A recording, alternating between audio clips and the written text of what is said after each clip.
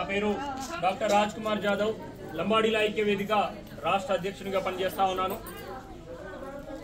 ఈరోజు సేవలాల్ మహారాజ్ వారి 286వ జయంతి ఉత్సవాల సందర్భంగా ప్రారంభోత్సవాలు ఉమ్మడి కరీంనగర్ జిల్లా రాజన్న సిరిసిల్ల జిల్లాలో కొండ్రావుపేట మండలంలో ప్రారంభించడం జరిగింది।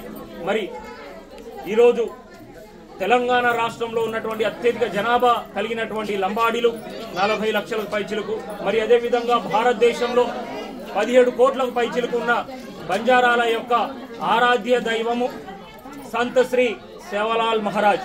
మరి ఆ మహారాజ్ వారి యొక్క జయంతి ఉత్సవాలను ఇంత పెద్ద జాతి అంగరంగ వైభవంగా జరుపుకోవాలి అంటే మరి రేపు జరగబోయేటటువంటి తన జయంతి నాడు 15 ఫిబ్రవరి నాడు ప్రభుత్వము అధికారికంగా పబ్లిక్ హాలిడే సెలవు దినాన్ని ప్రకటించవలసిందిగా లంబాడీల ఐక్య వేదిక నుంచి కోరుతా ఉన్నాం।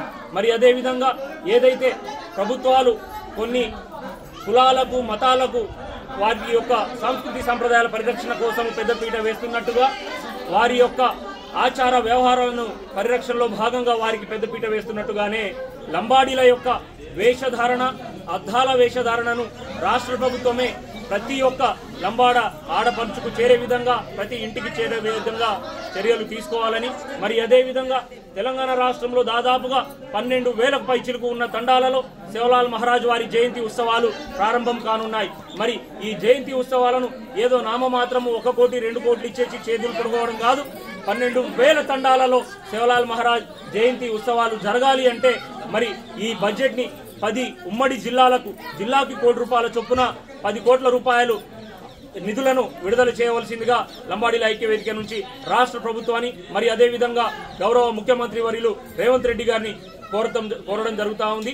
జై సేవలాల్, జై బంజారా, జై మరియమ్మ।